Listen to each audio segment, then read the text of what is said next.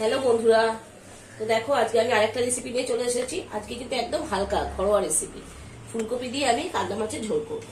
তো এখানে আমি 3 পিস কালদা মাছ নুন হলুদ মাখিয়ে রেখেছি, অবশ্যই একটু তেল দিয়ে মাখিয়ে রেখেছি। আর এখানে আলু ফুলকপি কেটে নিয়েছি, এখানে টমেটো কাঁচা লঙ্কা পেঁয়াজ কুচিয়ে নিয়েছি, এখানে আদা রসুন পেস্ট করে নিয়েছি। তো প্রথমে আমি মাছগুলো ভেজে নেব।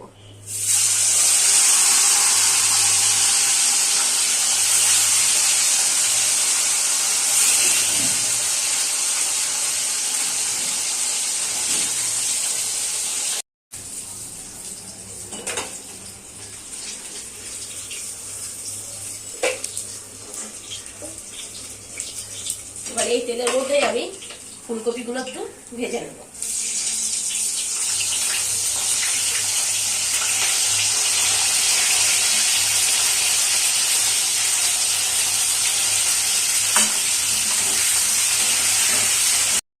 ফুলকপিটা আমি এরকম লাল লাল করে ভেজে তুলে নিলাম।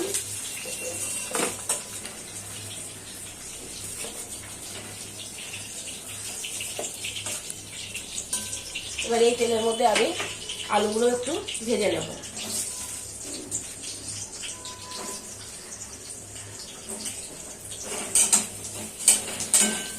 তো আলুগুলো আমি লাল লাল করে ভেজে তুলে নিলাম।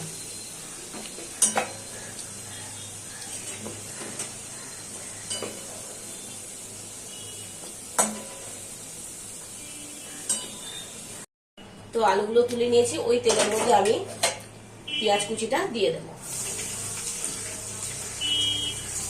আর কাঁচা লঙ্কা দিয়ে দেব, টমেটো দিয়ে দেব আর আদা রসুন পেস্টটাও দিয়ে দেব।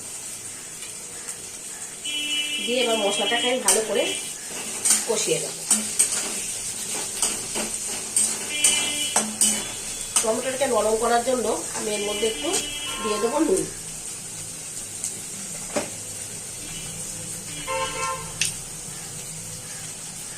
অল্প একটু নুন দিলাম আমি টমেটোটা নরম হওয়ার জন্য। এখন আমি এর মধ্যে এক এক করে সব মশলাগুলো অ্যাড করব।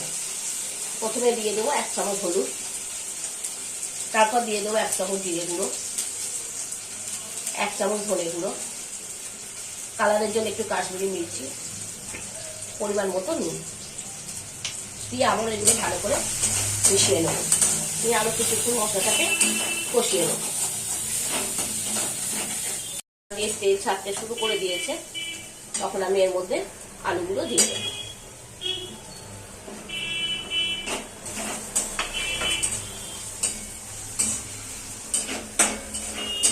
দিয়ে একটু ভালো করে মিশিয়ে নেব। এবার এতে আমি পরিমাণ মতো জল দিয়ে দেবো।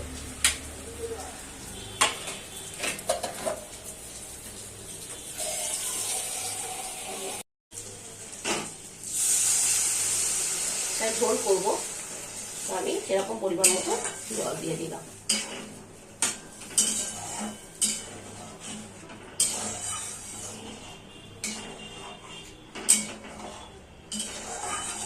এবার আমি চাপা দিয়ে দেব। তো যখন ঝোলটা ভালোভাবে ফুটে গেছে, এবার আমি এর মধ্যে ভাজা কপিগুলো দিয়ে দেবো।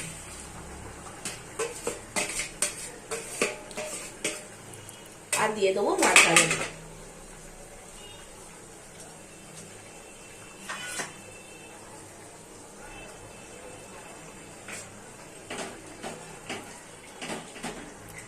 দিয়ে আমি একটু ঢাকা দিয়ে দেব।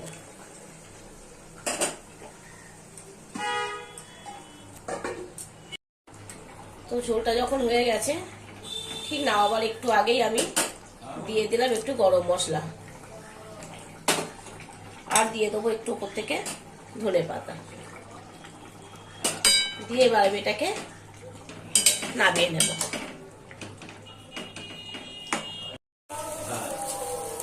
তো দেখো ফুলকপি দিয়ে আমার কালদা মাছের ঝোল রেডি। তো রেসিপিটা কেমন লাগলো অবশ্যই কমেন্ট করে জানাবে। বাই।